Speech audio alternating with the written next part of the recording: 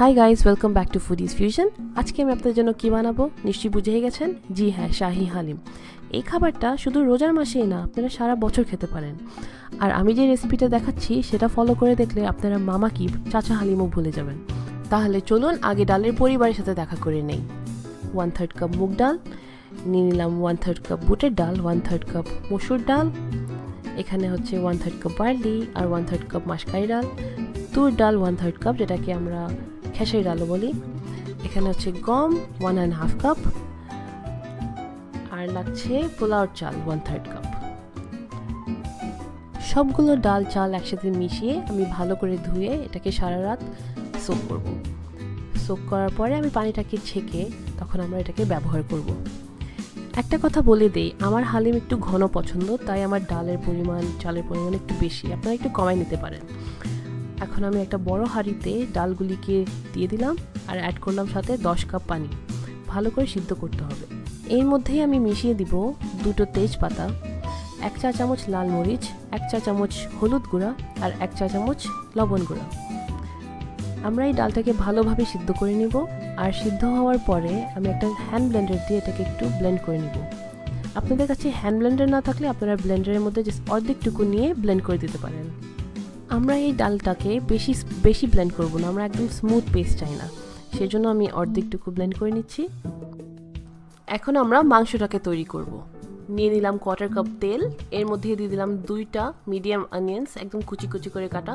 পেঁয়াজটা যখন একটু ব্রাউন হয়ে আসবে তখন আমরা দিয়ে দিব 2 চা চামচ জিঞ্জার পেস্ট আর 1 চা চামচ গার্লিক পেস্ট। ভালো করে মিশিয়ে নিব। তারপর দিয়ে দিব মাংসগুলি। আমি এখানে নিয়েছি 1.5 কেজি মাংস। আমি এখানে হাড় সহ মাংস নিয়েছি, কারণ আমার মনে হয় হাড় থাকলে হালিমটা খেতে আরও মজা হয়। ভালো করে মিশিয়ে নিব। তারপরে দিয়ে দিব আমি আমার হোমমেড হালিম মশলা। এই মশলাটির রেসিপি আমি আমার ডিসক্রিপশন বক্সে আপনাদের জন্য রেখে দিব, অথবা আপনারা এই ভিডিও শেষেও পেয়ে যাবেন। আমি এখানে স্বাদ অনুযায়ী লবণ দিয়েছি আর ভালো করে মশলা এবং লবণটা মাংসের সাথে মিশিয়ে নিয়েছি। আপনারা নিশ্চয়ই দেখছেন আমি এই মশলাটা মাংসের সাথে ভালো করে কষিয়ে নিচ্ছি। মশলাটা কষানোর পরে আমি এটাকে 15 মিনিটের জন্য ঢেকে রেখে দিব।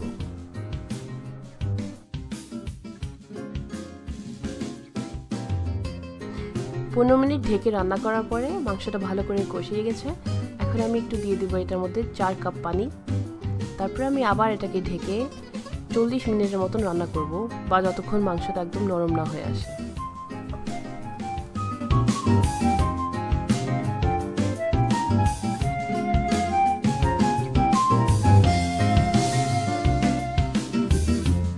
মাংসটা রান্না হয়ে যাওয়ার পরে এটাতে আমরা ডালের সাথে মিশিয়ে দিব। এখন একদম ভালো করে মাংসর মশলাটা ডালের সাথে মিক্স করে নিতে হবে।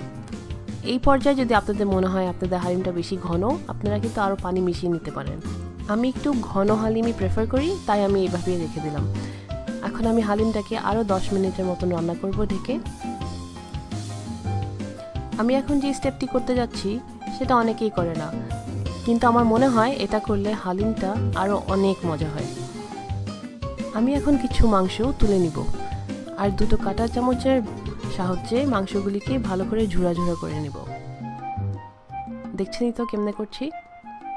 আর মাংসগুলি এমন নরম হয়ে গেছে যে ঝুরা করতে একদমই কষ্ট হবে না। আবার দিয়ে দিব এটাকে হালিমের ভিতরে। ভালো করে মিশিয়ে নিয়ে আমরা এখন বাগারের জন্য রেডি হব।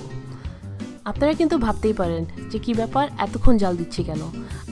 আমার কাছে মনে হয় হালিম যত জাল দেওয়া হয় তত বেশি মজা হয়, তাই আমি জাল বেশি দিই।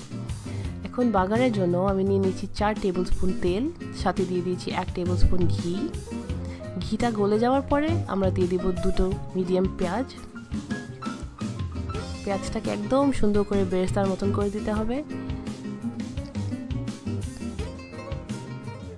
স্ক্রিনে তো দেখতেই পাচ্ছেন এখন এটা গোল্ডেন ব্রাউন হয়ে গেছে। বেশি পুড়াবেন না, পেঁয়াজ পুড়ে গেলে হালিমটা কিন্তু একদম তিতা হয়ে যাবে। এখন আমি বাগারটা দিয়ে দিলাম হালিমে, ভালো করে মিশিয়ে নিব। একটু আদা কুচি দিলাম, বাস হয়ে গেল আমাদের হালিম রেডি। দেখলেন তো কত সোজা আর কত মজা। পরিবেশনার জন্য আমি নিয়ে নিয়েছি কিছু লেবু। ধনিয়া পাতা, পুদিনা পাতা, কাঁচামরিচ আর বেরেস্তা, আর সাথে তো আদা আছেই। আপনারা কিন্তু হালিম একদম গরম গরম সার্ভ করবেন। যদি ভিডিওটা ভালো লেগে থাকে তাহলে আমাকে কমেন্টে বলবেন, আর লাইক, শেয়ার অ্যান্ড সাবস্ক্রাইব করতে ভুলবেন না। হালিমের মশলার রেসিপিটা আপনারা অবশ্যই দেখে নেবেন। আর রমজান মাসেই কেন, হালিম আপনারা সারা বছর উপভোগ করবেন এই আশায় রাখছি। নতুন ভিডিও নিয়ে আবার দেখা হবে। Thank you.